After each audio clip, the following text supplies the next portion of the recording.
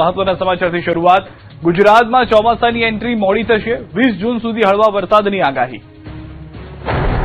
ગુજરાતમાં વરસાદને લઈને હવામાન વિભાગે મોટી આગાહી કરી છે। ગુજરાત આસપાસ બે વરસાદી સિસ્ટમ સક્રિય છે, જેને લઈને 20 જૂન સુધી રાજ્યમાં હળવા વરસાદની સંભાવના છે। દક્ષિણ પશ્ચિમના પવન ફૂંકાઈ રહ્યા છે। દક્ષિણ ગુજરાતના અનેક જિલ્લામાં વરસાદની આગાહી કરાઈ છે, તો સૌરાષ્ટ્ર કચ્છમાં 14, 15 અને 16 જૂન સુધી હવામાન સૂકું રહેશે। तो પછી 17, 18 અને 19 જૂનની સાથે 20 જૂને अलग अलग સ્થળોએ હળવાથી મધ્યમ વરસાદની આગાહી છે। गुजरात रीजन में डे 1 से लेकर डे 7 तक आइसोलेटेड प्लेसेस पे लाइट टू मॉडरेट रेन का पूर्वानुमान है। और सौराष्ट्र और कच्छ रीजन की बात करेंगे तो डे 1, डे 2 और डे 3 में सौराष्ट्र और कच्छ रीजन में ड्राई वेदर प्रिवेल करेगा। उसके बाद डे 4, डे 5, डे 6 और डे 7 में आइसोलेटेड प्लेसेस पे लाइट टू मॉडरेट रेन का पूर्वानुमान है। ગુજરાતવાસીઓએ હજુ પણ ચોમાસાના વરસાદની રાહ જોવી પડશે, કારણ કે ગુજરાતમાં ચોમાસાની એન્ટ્રી મોડી થશે। સામાન્ય રીતે ગુજરાતમાં 15 જૂનથી ચોમાસું શરૂ થતું હોય છે, પરંતુ આ વર્ષે વ્યાપક ચોમાસાના વરસાદ માટે હજુ રાહ જોવી પડશે। मानसून अभी सोलापुर तक वेस्ट कोस्ट में पहुंचा है और जो ईस्ट कोस्ट में धनबाद तक मानसून पहुंचा हुआ है। और जो गुजरात रीजन में मानसून की नॉर्मल डेट है वो 15 जून है। जो नॉर्मल डेट है उसके आसपास तो मानसून अभी जो मानसून का फ्लो है वो वीक है, इसलिए 15 जून के आसपास तो मानसून गुजरात में अभी एंटर नहीं करेगा। અંબાલાલ પટેલની ચિંતાજનક આગાહી। અલ્નિનોની અસરની જોવા મળશે ઘાતક અસર।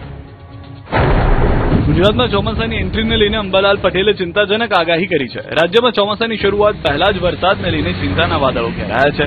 પેસિફિક મહાસાગરમાં અલ્નિનોની અસર વધતી હોવાના અહેવાલો વચ્ચે રાજ્યમાં વરસાદની અનિશ્ચિતતા અંગે ચર્ચા શરૂ થઈ છે।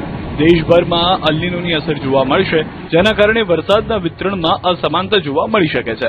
હવામાન નિષ્ણાંત અંબાલાલ પટેલે વધુમાં આગાહી કરી કે આ વખતે ચોમાસું હાલકડોલક સ્થિતિમાં જોવા મળશે। સપ્ટેમ્બર મહિનામાં અલ્નિનોની અસર ઘાતક જોવા મળશે, તો બીજી તરફ ઓક્ટોબર સુધી વરસાદ યથાવત રહેશે। તો જૂનના અંતિમ સપ્તાહ અને જુલાઈ દરમિયાન ચોમાસાની ગતિ પર ખાસ નજર રાખવાની જરૂર રહેશે। જો વરસાદ લાંબા સમય સુધી ખેંચાય તો ખેતી અને જળ સંગ્રહ પર તેની અસર પડી શકે છે। અલગ સ્થિતિમાં રહેશે। દક્ષિણ ગોળાર્ધનું હવામાન અને ઉત્તર ગોળાર્ધના હવામાનમાં આ બંને વચ્ચેની સ્થિતિમાં ઇનર ટ્રોપિકલ કન્વર્જન હોવાની પર અસર થતી હોય છે। આ અલ્નિનોની અસર આ વખતે સપ્ટેમ્બરમાં ઘાતક અનુભવાશે। આમ છતાં ઓક્ટોબર સુધી વરસાદ થતો રહેશે। આ તરફ આગાહીકાર રજનીકાંત લાલાણીએ પણ વરસાદને લઈને આગાહી કરી છે। 22 જૂનથી રાજ્યમાં વરસાદની સંભાવના વ્યક્ત કરી છે। ભેજનું પ્રમાણ વધતા વરસાદ પડી શકે છે। વધુમાં આગાહી કરતા કહ્યું કે 20 જૂનથી પવનની ગતિ ગરમી ઘટશે। દ્વારકાનો દરિયો બન્યો તોફાની, 20 ફૂટ ઊંચા મોજા ઉછળ્યા।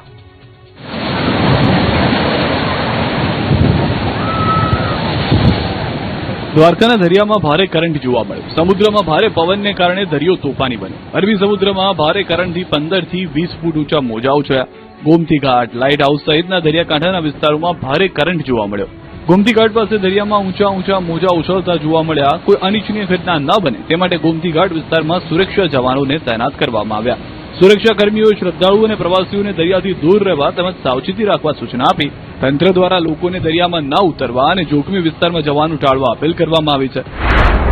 આ તરફ દેવભૂમિ દ્વારકાના ખંભાળિયામાં ફરી પાણીનો વેડફાટ થતો હોવાનું સામે આવ્યું છે। ઘી ડેમ નજીક બે અલગ અલગ સ્થળોએ પાણીના મોટા પ્રમાણમાં બગાડ થતો હોવાના વિડીયો સામે આવ્યા। ઘી ડેમ પાસે એક જગ્યાએ વાલ્વમાં લીકેજ સર્જાયું, જ્યારે બીજી જગ્યાએ પાણીની પાઇપલાઇન તૂટી જતા સતત પાણી વહી રહ્યું છે। પાઇપલાઇન અને વાલ્વની ખામીના કારણે હજારો લીટર પાણીનો બગાડ થઈ રહ્યા હોવાનું સ્થાનિકો જણાવી રહ્યા છે। ચોમાસું હજુ સુધી બેઠું નથી અને લોકો પાણી માટે વલખા મારી રહ્યા છે, ત્યારે બીજી તરફ કિંમતી પાણીનો થઈ રહેલો બગાડ તંત્રની કામગીરી સામે સવાલો ઉભા કરી રહ્યો છે। અરવલ્લીમાં પ્રેમ લગ્નની અદાવતમાં દુકાનમાં આગ ચાંપી। અરવલ્લીના ધનસુરાના બુઢાલ ગામેથી એક ચોંકાવનારી ઘટના સામે આવી છે। અહીં પ્રેમ લગ્નની અદાવતમાં એક દુકાનને આગ લગાડીને ખાક કરી દેવામાં આવી છે। વાત જાણે એમ છે કે બુઢાલ ગામમાં એક જ સમાજના યુવક અને યુવતીએ ભાગીને પ્રેમ લગ્ન કરી લીધા। આ મામલે યુવતીએ પોતાની મરજી અને સંમતિથી લગ્ન કર્યા હોવાનું સત્તાવાર નિવેદન પણ આપ્યું। તેમ છતાં યુવતીના પક્ષના આક્રોશિત લોકોએ અદાવત રાખીને યુવકના પરિવારની દુકાનને નિશાન બનાવી હતી અને તેમાં આગ ચાંપી દીધી હતી। દુકાનમાંથી આગની જ્વાળા ઉઠતા જ તાત્કાલિક મોડાસા ફાયર બ્રિગેડને જાણ કરવામાં આવી। ઘટનાની ગંભીરતા જોતા ધનસુરા પોલીસનો કાફલો પણ ઘટના સ્થળે દોડી આવ્યો. જોકે ફાયર ફાઈટરો આગ ઓલવે તે પહેલા જ દુકાનમાં રહેલો તમામ માલસામાન બળીને ખાક થઈ ગયો. બીજી તરફ એક વ્યક્તિ અગાઉ દુકાનમાં તોડફોડ કરતો હોય તેવો વિડીયો પણ વાયરલ થયો છે, જેમાં એક વ્યક્તિ લાકડીથી બંધ દુકાન પર તોડફોડ કરતો નજરે પડે છે. આ સાથે તે એક વૃદ્ધને લાકડી વડે માર મારતો હોય તેવું પણ દેખાઈ રહ્યું છે. આ વ્યક્તિ યુવતીનો સંબંધી હોવાનું કહેવાય રહ્યું છે. જોકે હાલ ધનસુરા પોલીસે કાયદો અને વ્યવસ્થા જાળવી રાખીને આ આગ ચંપી અંગે ગુનો નોંધી વધુ તપાસ હાથ ધરી છે. સાવરકુંડલામાં ખનીજ માફિયાઓનો આતંક, ખાણ ખનીજ વિભાગની ટીમ પર ઘાતકી હુમલો. અમરેલીમાં બેફામ બનેલા ખનીજ માફિયાઓએ તમામ હદ વટાવી દીધી છે. સાવરકુંડલામાં ખનીજ માફિયાઓએ ખાણ ખનીજ વિભાગની ટીમ પર ઘાતકી હુમલો કર્યો. ઘટનાની વિગત મુજબ સાવરકુંડલાના ધજડી ખાંભા માર્ગ પર ખાણ ખનીજ વિભાગની ટીમે ગેરકાયદેસર રીતે ભરેલું એક ટ્રેક્ટર ઝડપી પાડ્યું. આ કાર્યવાહીથી ઉશ્કેરાયેલા ખનીજ માફિયાઓએ ખાનગી કારમાં જઈ રહેલા અધિકારીઓની ગાડીને રોકી સરેઆમ લાકડીઓ અને હથિયારો વડે હુમલો કરી દીધો. આ હુમલામાં અમરેલી ખાણ ખનીજ વિભાગના ઇન્સ્પેક્ટર કાનાભાઈ સોલંકી તેમજ ગાર્ડ નલિન બગડા અને મુકેશ જોશી ગંભીર રીતે ઇજાગ્રસ્ત થયા. તમામ ઇજાગ્રસ્ત કર્મચારીઓને તાત્કાલિક સારવાર માટે સાવરકુંડલાની સિવિલ હોસ્પિટલમાં ખસેડવામાં આવ્યા. સરકારી કર્મચારીઓ પર થયેલા હુમલાને પગલે અજાણ્યા શખ્સો સામે પોલીસ ફરિયાદ નોંધાવવાની તજવીજ હાથ ધરાઈ છે અને પોલીસે માફિયાઓને ઝડપી પાડવા ચક્રો ગતિમાન કર્યા છે. હવે જોવું એ રહ્યું કે આ ખનીજ માફિયાઓના આતંકનો અંત ક્યારે આવે છે. વડોદરામાં તસ્કરોનો તરખાટ, બજારમાં એક સાથે 10 થી વધુ દુકાનોના તાળા તૂટ્યા.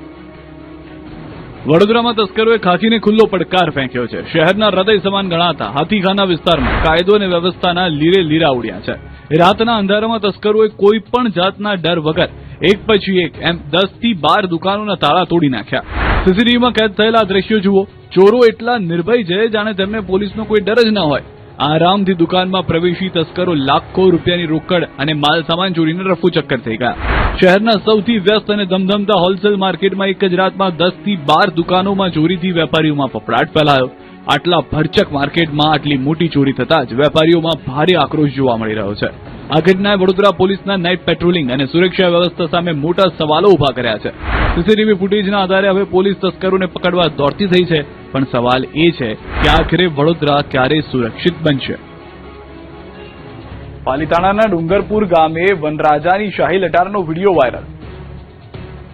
ભાવનગર પાલીતાણા તાલુકાના ડુંગરપુર ગામે સિંહની લટારનો વિડીયો વાયરલ થયો છે. ગામની બજારમાં સિંહ ફરી રહ્યો હોવાના દ્રશ્યો સ્થાનિક યુવકે પોતાના મોબાઈલમાં કેદ કર્યા. આ વાયરલ વિડીયોની પુષ્ટિ ન્યૂઝ 18 નથી કરતું, પરંતુ આ વાયરલ વિડીયો બાદ ડુંગરપુર ગામ અને આસપાસના વિસ્તારોમાં ભયનો માહોલ જોવા મળી રહ્યો છે. ખાસ કરીને ઘરની બહાર ખુલ્લામાં સૂતા લોકોમાં ચિંતાનો માહોલ સર્જાયો છે. શેત્રુંજય વન્યજીવ વિભાગના નાયબ વન સંરક્ષક ચિરાગ અમીને જણાવ્યું છે કે શેત્રુંજય ડુંગર વિસ્તારમાં હાલમાં આશરે 12 જેટલા સિંહો વસવાટ કરે છે. વન વિભાગના કર્મચારીઓ અને ટ્રેકરો 24 કલાક સિંહોની ગતિવિધિઓ પર નજર રાખી રહ્યા છે. 2 દિવસ અગાઉ ડુંગરપુર ગામમાં દેખાયેલા સિંહને ટ્રેક કરી